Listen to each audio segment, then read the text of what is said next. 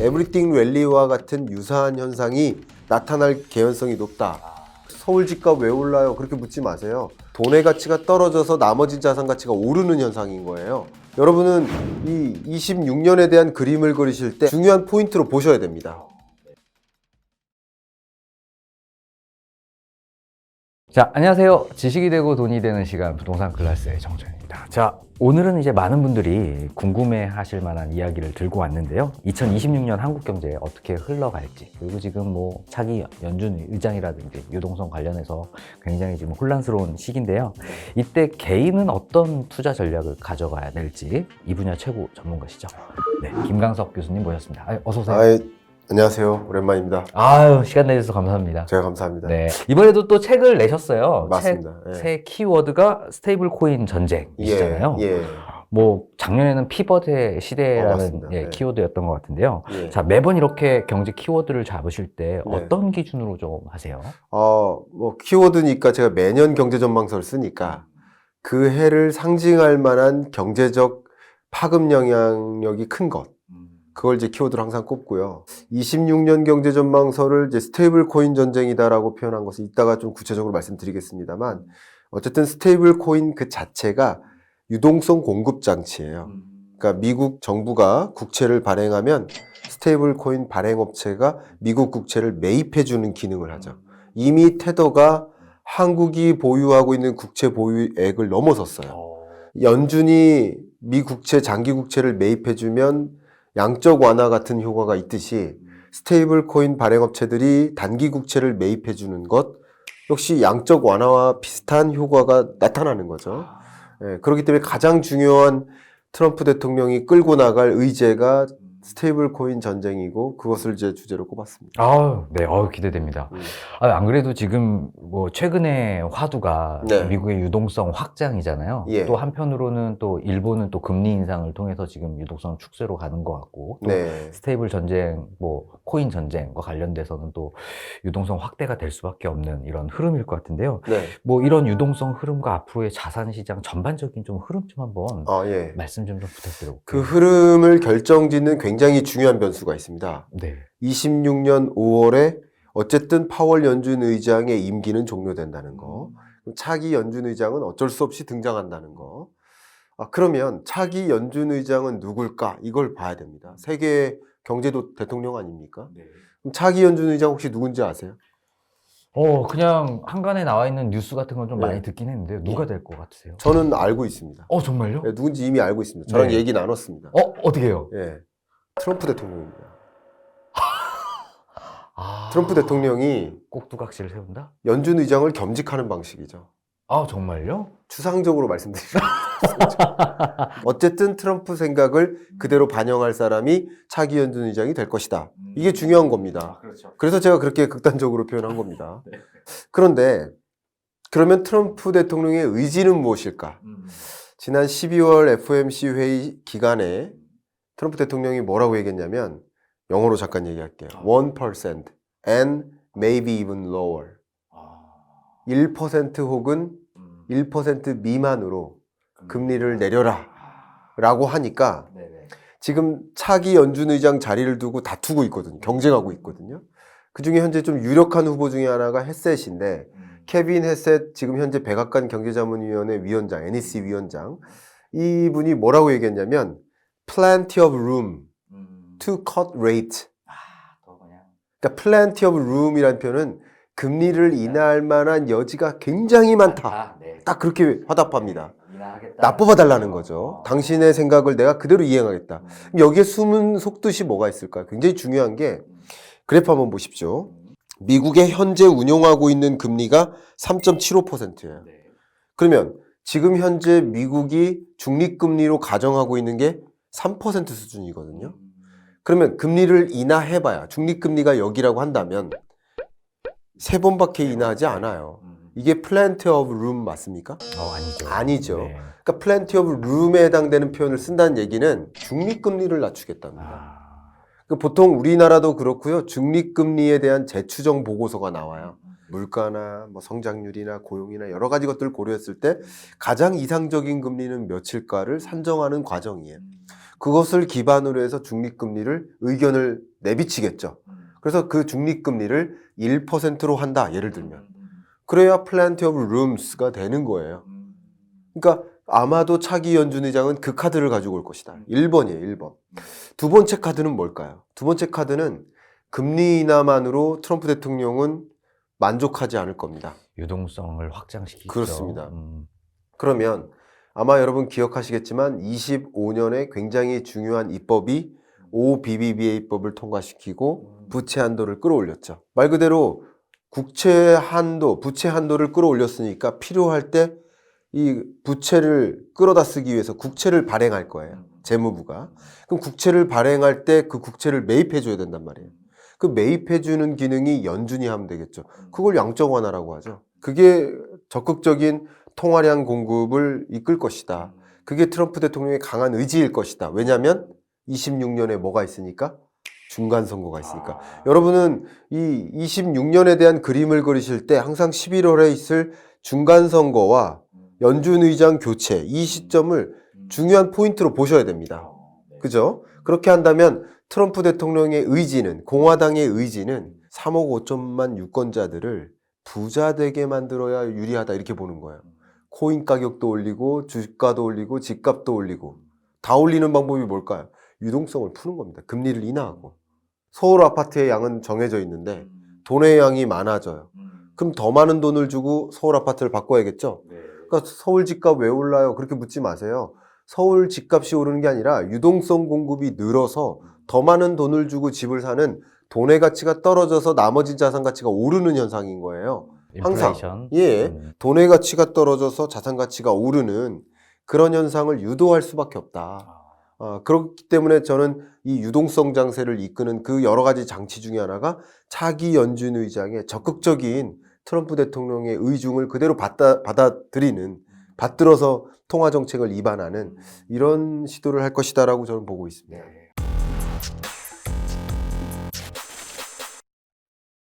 자, 그럼 이제 뭐 금리 인하와 유동성 확장이 만약에 진짜 그렇게 가는 길이다라고 한다면 굉장히 저도 타당하다라고 네. 생각이 되는데요. 그러면 앞으로 자산 시장의 변화는 어떻게 흘러가는 건가요? 일단 이렇습니다.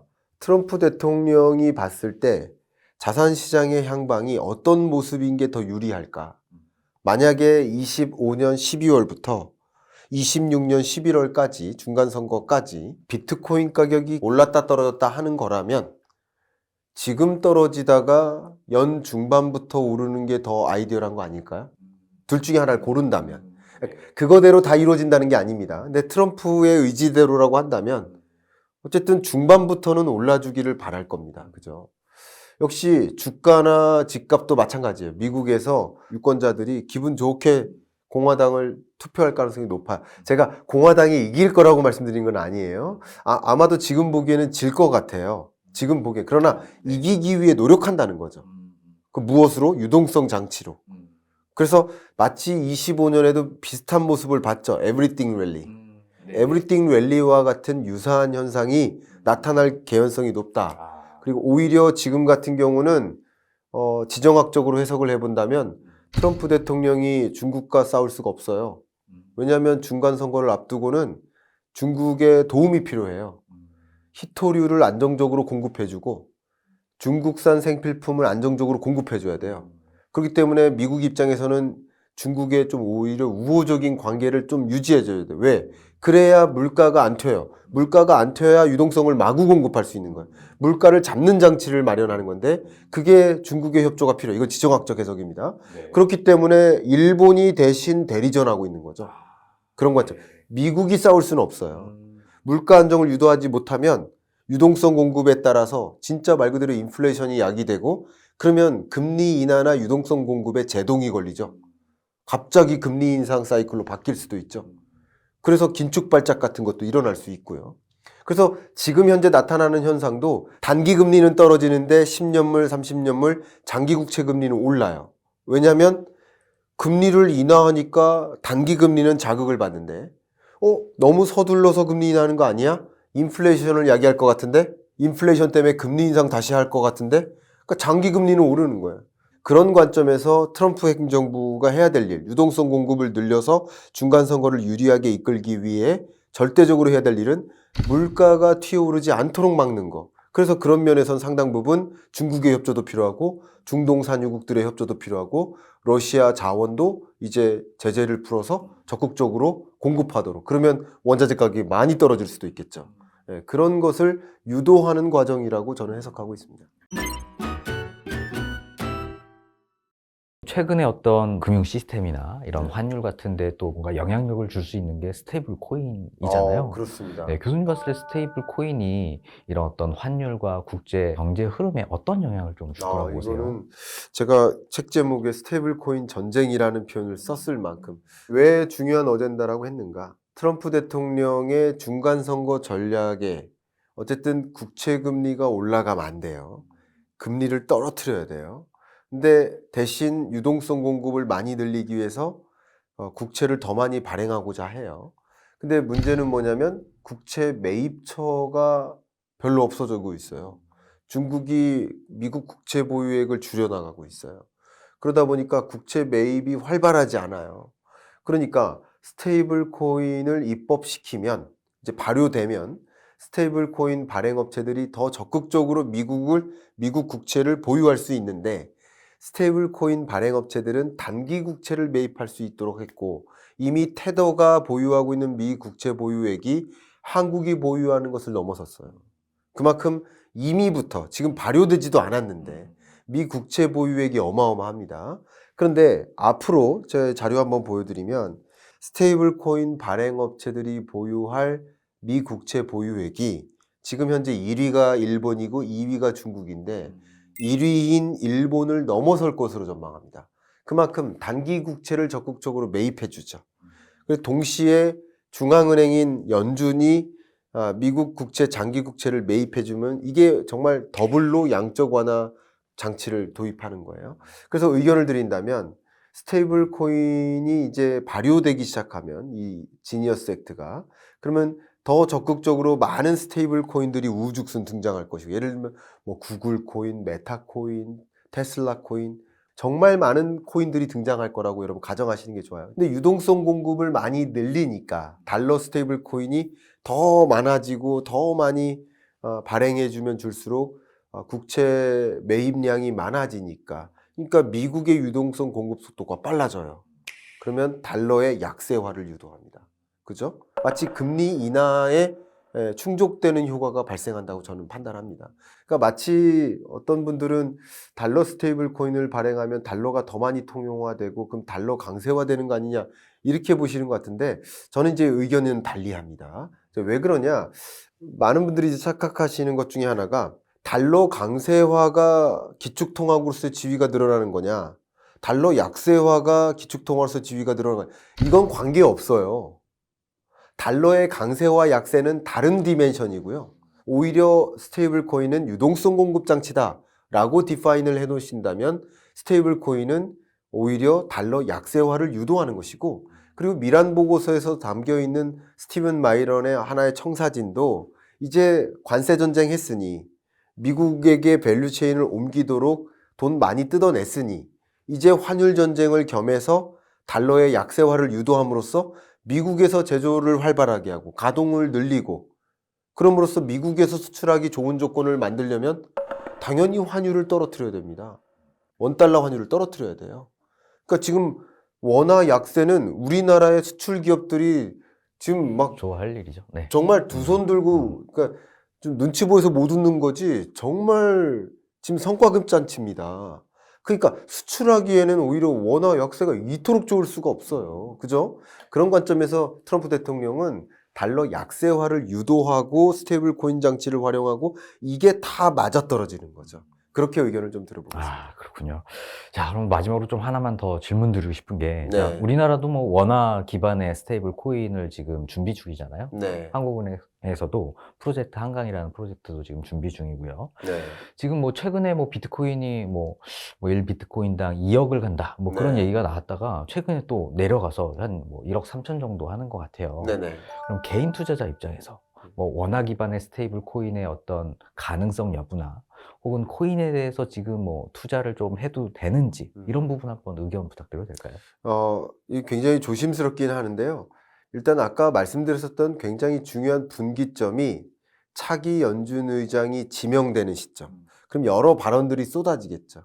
그 여러 발언들은 완화적 스탠스, 엄청난 양적 완화와 금리 인하론자다. 이렇게 가져가시면 좀 도움이 될 것 같아요. 그런 지점부터는 오히려 이 코인 가격도 유동성의 공식으로 당연히 상승세를 보이기 시작할 것이라고 저는 판단하고요.